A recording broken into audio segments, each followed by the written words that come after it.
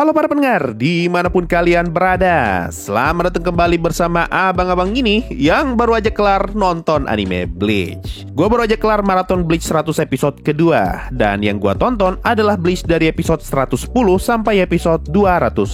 Sebelum lanjut, gue perlu disclaimer dulu, kalau semua yang gue bahas di sini adalah pendapat gue pribadi dari kacamata orang yang dulu sempat nonton anime Bleach di TV, dan itu pun nontonnya tidak lengkap. Semenjak saat itu, gue udah tidak pernah lagi sentuh anime Bleach, dan baru kali ini gue mencoba untuk nonton anime Bleach secara menyeluruh. Nah, ini dia pendapat gue mengenai 100 episode kedua anime Bleach.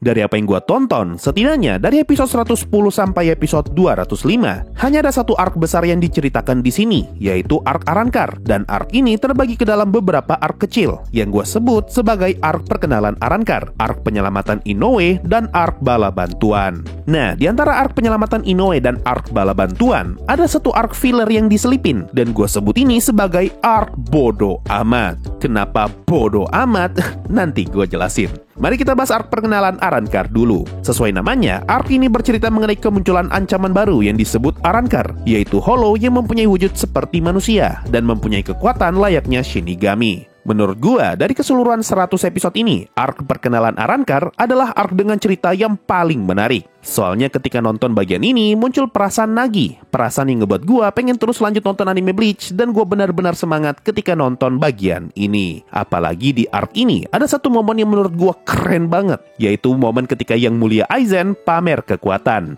Di episode 115, kita diberitahu kalau Menos Grande terbagi ke dalam 3 kelompok yang disebut Gillian, Ajukas, dan yang paling kuat yaitu Fastolorde. Kita pun diberitahu kalau kemampuan bertarung Fastolorde berada jauh di atas para kapten. Dan kalau saja saat ini Aizen mempunyai 10 Hollow setingkat Fastolorde, maka Soul Society bakalan tamat. Nah, yang keren, tepat setelah scene tadi, kita diperlihatkan scene Ulquiorra yang lagi ketemu dengan Aizen. Dan Aizen ngomong kalau jumlah mereka ada 20 orang. Waktu pertama kali lihat scene ini, gua respect banget sama Aizen. Soalnya karakternya dia benar-benar tidak ketebak. Padahal Hitsugaya ngomong kalau Aizen hanya butuh 10 Fastolorde untuk ngeruntuhin Soul Society. Dan ternyata bukan cuma 10, tapi Aizen punya 20 orang Fastolorde. GG memang beliau yang satu ini. Dari sini gue malah makin semangat nonton Bleach, sampai akhirnya muncul karakter baru bernama Grimmjow yang ngebawa beberapa Fastolorde dan mereka datang ke dunia manusia untuk membunuh Ichigo. Bagian ini menurut gue masih bagus, apalagi episode yang nyeritain battle-nya Ikkaku ngelawan Arrancar. Bahkan scene flashbacknya Ikkaku menurut gue menarik banget untuk ditonton. Sampai akhirnya gue ngeliat episode di mana Rukia bisa nge-one shot satu orang Fastolorde. Mulai dari titik ini gue merasa kalau ceritanya Bleach terkadang tidak konsisten. Contoh yang tadi, di awal disebutkan kalau kekuatan Fastolorde berada di atas kapten. Dan kalimat ini keluar dari mulut seorang Hitsugaya yang adalah seorang kapten. Tapi kenyataannya ketika mereka bertarung, para Fastolorde itu ternyata bisa kalah ngelawan Shinigami yang bukan kapten. Ini kasusnya sama kayak cerita filler di arc Bond. Awalnya disebutkan kalau para Bond tidak bisa mati selama mereka berada di Soul Society, tapi ujung-ujungnya mereka malah mati bodoh-bodoh. Karena ini cerita filler, gue tidak terlalu ambil pusing kalau logik ceritanya tidak konsisten. Tapi ketika hal seperti ini juga terjadi di cerita utama, jadinya gue tidak bisa menggunakan perkataan para karakter di Bleach sebagai pegangan, terutama ketika mereka lagi ngomongin siapa yang lebih kuat dan siapa yang lebih lemah. Nah, untuk menutupi ketidakkonsistenan ini, animenya malah ngasih penjelasan baru kalau Fastolorde mempunyai urutan kekuatan, dan Fastolorde yang paling kuat disebut Espada. Jadi seakan-akan animenya pengen ngomong kalau tidak semua Fastolorde itu kuat, makanya wajar kenapa ada Fastolorde yang bisa kalah melawan Shinigami yang bukan kapten. Tapi kalau memang alasannya kayak gitu, lalu untuk apa penjelasan tadi? Penjelasan soal Fastolorde yang punya kekuatan di atas kapten. Apa coba sebutannya kalau tidak konsisten? Kesannya, penjelasan soal Fastolorde tadi sengaja dibuat berlebihan untuk ngebuat para penonton baru merasa kalau Arrancar adalah ancaman yang sangat besar. Dan hal ini terbukti berhasil karena gue pribadi pun merasakan hal tersebut. Tapi perasaan itu langsung hilang ketika gue ngeliat Rukia dan Rangiku yang bisa nge-one shot Fastolorde. Bahkan Hitsugaya pun bisa menang gampang melawan Fastolorde nomor 11 ketika batasannya dilepas. Padahal dia sendiri yang ngomong kalau kekuatan tempur Fastolorde berada di atas para kapten. Coba deh kalian yang udah ngikutin Bleach dari lama, apa ada penjelasan yang masuk akal soal hal ini? Apa ceritanya Bleach memang kayak gini? Atau ada penjelasan yang ternyata gua lewatkan? Coba aja komen di bawah. Lanjut lagi, masih di arc yang sama. Satu hal yang sama sekali tidak gua duga adalah identitas bapaknya Ichigo yang ternyata Shinigami. Gua tahu kalau bapaknya Ichigo memang Shinigami, tapi gua tidak tahu kalau identitasnya bakal terungkap seawal ini. Soalnya ketika dulu gua nonton Bleach di TV, gua tidak pernah nonton episode yang ngeliatin bapaknya Ichigo jadi Shinigami. Makanya gua kira identitas bapaknya Ichigo baru akan terungkap belakangan. Selain Arrancar dan bapaknya Ichigo yang ternyata Shinigami, di arc ini juga kita diperkenalkan dengan kelompok baru yang disebut Vizard. Mereka adalah sekelompok manusia yang punya topeng holo sama seperti Ichigo. Tidak banyak yang bisa gue komentari dari kelompok ini, soalnya peran mereka di arc ini cuma buat ngelatih Ichigo agar dia bisa mengendalikan kekuatan holonya. Cuma, kalau ada satu hal yang pengen gue tahu dari mereka adalah seberapa kuat mereka. Soalnya, sempat ada scene yang ngeliatin salah satu anggota Vizard yang bisa bertarung melawan Grimmjow. Padahal Grimmjow adalah espada nomor 6. Dengan kata lain, kelompok Vizard ini harusnya lumayan kuat. Kalau saja kelompok ini muncul lagi dan ternyata mereka lemah atau malah langsung kalah dalam satu pertarungan, gua bakal sangat kecewa. Satu lagi yang bagus dari arc ini adalah lagu openingnya. Arc ini punya dua lagu opening, yaitu lagunya Yui yang judulnya Rolling Star dan lagunya Aqua Times yang judulnya Alones, atau waktu gua kecil gua sebutnya Alones. Dua lagu ini sangat nostalgia buat gua, terutama lagu Alones. Gua yakin kalian semua yang seumuran dengan gua pasti bakal langsung ingat dengan scene Kon nyanyi ketika dengar lagu ini. Saking ikoniknya lagu ini. Terus kalau lagu ending, untuk episode 100 sampai episode 200, menurut gua tidak ada lagu ending yang gua suka banget. Cuma kalau disuruh pilih, gua bakal pilih lagunya RSP yang judulnya Kansha. Terakhir, masih ada satu lagi yang menurut gue bagus dari arc ini, yaitu usaha animenya yang mencoba menyelipkan karakter dari Arcbone. Meskipun cuma karakter filler, tapi animenya kelihatan masih punya usaha untuk membuat Arcbone terlihat nyambung dengan cerita utamanya. Dengan treatment semacam ini, gue mungkin bakal mengira kalau Arcbone canon dengan cerita utama, andaikan gue hanya penonton awam dan tidak tahu soal episode filler.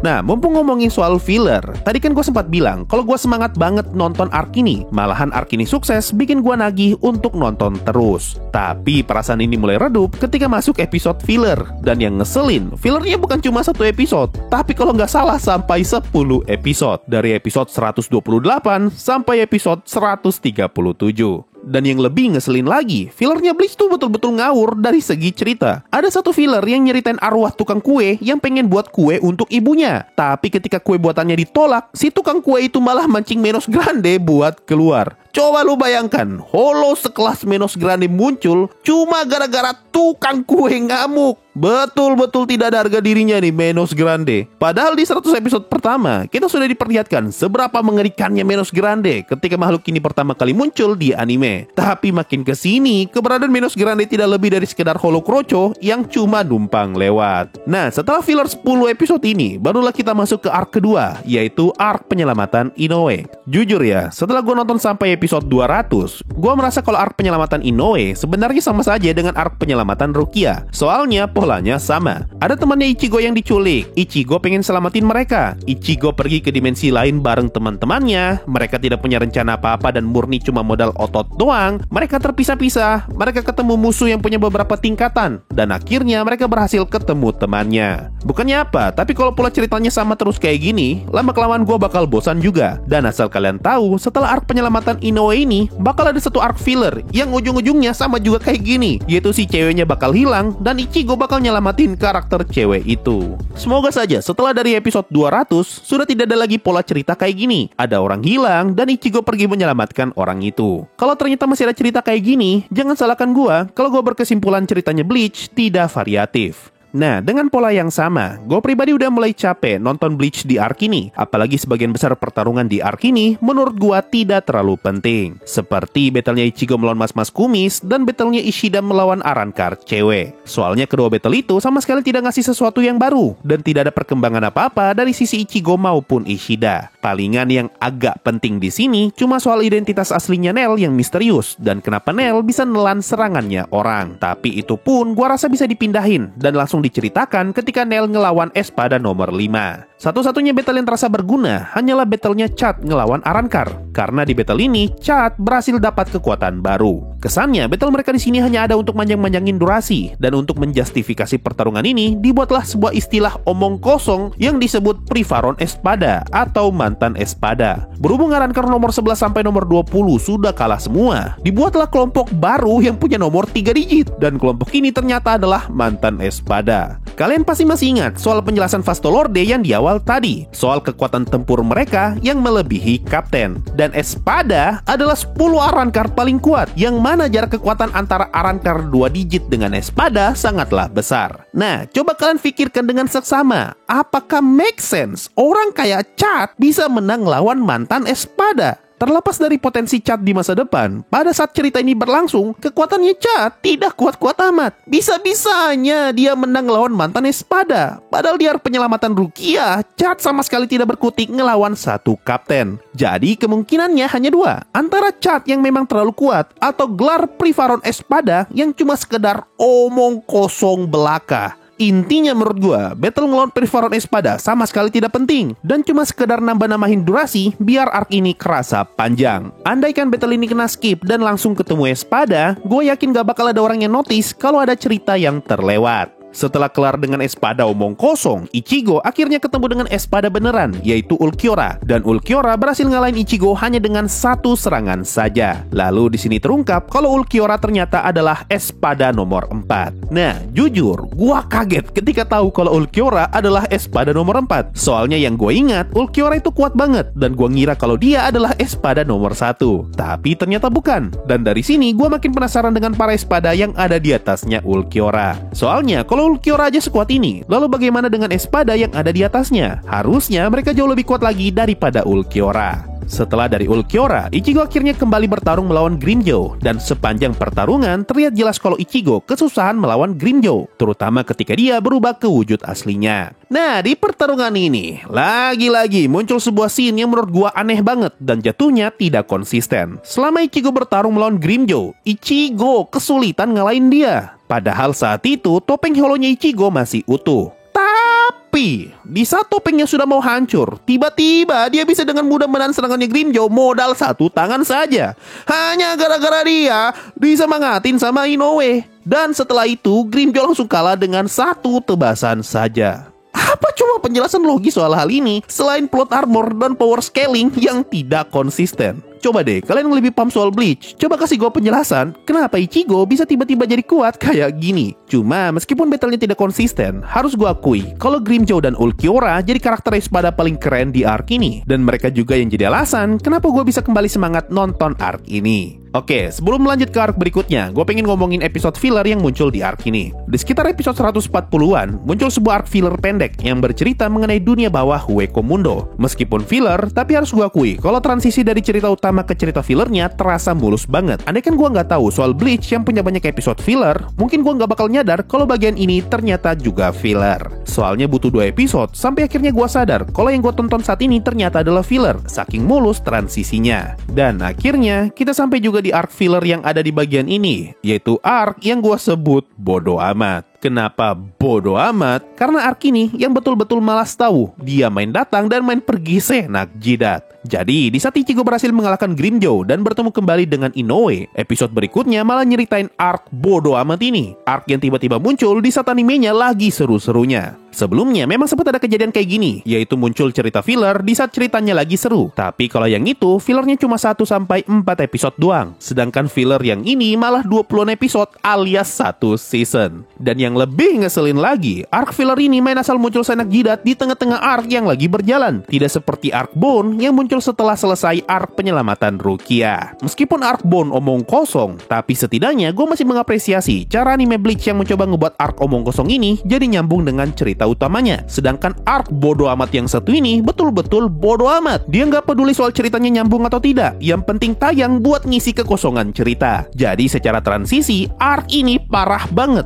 Main potong cerita sembarangan alias bodo amat. Nah, yang lucu dari arc ini, ada satu episode yang nyeritain assassin yang pengen ngebunuh Ichigo. Tapi setelah 2 atau 3 episode, assassin itu langsung mundur karena dia merasa tidak bisa menang melawan Ichigo. Pada saat itu, gue sempat kepikiran kalau eksekusi battle di arc ini tidak separah di arc Bone. Karena di arc Bone ada banyak karakter filler baru yang kuat, otomatis jatah battle mereka bakalan banyak dan setiap karakter menghabiskan sekitar 2-3 episode untuk satu pertarungan. Nah, untuk kasusnya si assassin ini, karena karakter kuat yang diperkenalkan cuma dia doang, makanya gue ngira kalau battlenya bakalan lebih cepat selesai dibandingkan battlenya para Bone. Dan benar saja, setelah 2 episode, battlenya si assassin langsung kelar dan dia langsung mundur. Ketika nonton episode ini, gue langsung positive thinking nih, karena gue mengira anime ini sudah belajar dari keampasannya arc Bone soal scene battle yang terlalu bertele-tele.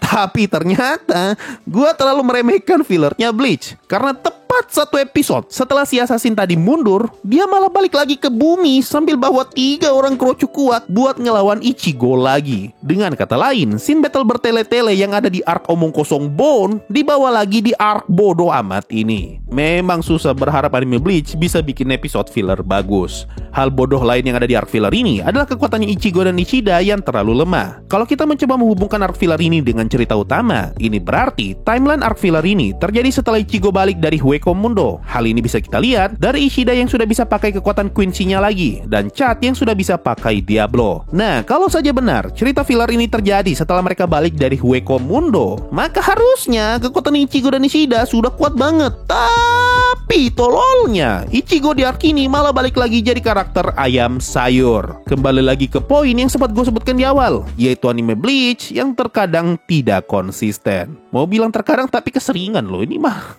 Ya itulah. Satu lagi hal tolol di arc ini adalah pergerakan GoT13 yang terlalu gampang dimanipulasi. Lagi-lagi apa? Ya, lagi-lagi GoT13. Setelah nonton arc ini, gue bisa sangat memahami kenapa rencananya Aizen bisa berjalan sangat mulus. Karena buktinya, bahkan orang baru pun bisa dengan sangat mudah memanipulasi pergerakan GoT13. Kalau sama karakter filler aja mereka bisa dibodoh-bodohi, apalagi dengan beliau yang satu itu. Masih ngomongin ketololan GoT13, di arc ini ketika si rambut kuning diserang sama pengkhianat, bawahannya si rambut kuning langsung datang menolong dia. Tapi giliran leadernya GoT13 yang diserang, malah tidak ada satupun kapten yang datang buat menolong dia. Justru malah Ichigo yang datang lebih dulu ke tempat itu. Lagi-lagi kebodohan yang sama diulang seperti di arc Bone, di mana semua anggota GoT13 tidak ada yang lebih berguna daripada ayam sayur. Ya, mungkin itu saja yang bisa gue bahas dari arc bodoh amat ini. Dari segi cerita si arc ini sama sekali tidak menarik, dan ujung-ujungnya pun sama aja kayak arc-arc sebelumnya, di mana Ichigo bakal lari ke sana kemari buat nyelamatin si Tuan Putri. Dan terakhir, masih ada satu lagi arc pendek setelah arc filler tadi yang gue sebut sebagai arc bala bantuan, di mana beberapa kapten ikut masuk ke Hueco Mundo untuk menolong Ichigo dan teman-temannya. Nah, menurut gue, arc ini keren banget. Soalnya kita diperlihatkan pertarungan para kapten yang bertarung melawan Espada. Dan harus gue akui, kalau battlenya Kenpachi dan Kurotsuchi keren banget. Bahkan setup untuk pertarungan berikutnya pun tidak kalah keren, di mana Ichigo bakal ngelawan Ulquiorra dan Aizen yang pengen ngehancurin kotanya Ichigo. Satu-satunya yang ngeselin dari arc pendek ini adalah recap di 2 episode pertamanya, yang recapnya sampai 15 menit. Lalu di saat ceritanya lagi seru-serunya, arc ini malah ditutup dengan 2 episode filler yang isinya Ichigo main bola. Mantap. Lagi seru-serunya mau lawan Ulquiorra, lagi seru-serunya Aizen pengen ngancurin kotanya Ichigo. Next episode Ichigo main bola. Mantap sekali Bleach memang. The best. Ya, mungkin itu saja bisa gua mungkin itu saja yang bisa dan pengen gua bahas dari anime Bleach setelah gua kelar maraton 100 episode keduanya. Kalau kalian suka konten kayak gini dan pengen gua lanjut terus nonton sampai episode paling baru, kalian bisa bantu gua dengan cara like dan share video ini. Bisa juga support gua lewat Saweria atau gabung jadi membership. Mungkin itu saja untuk video kali ini. Makasih semua yang sudah mendengarkan sampai detik ini. Sampai jumpa di video berikutnya. Dan goodbye filler.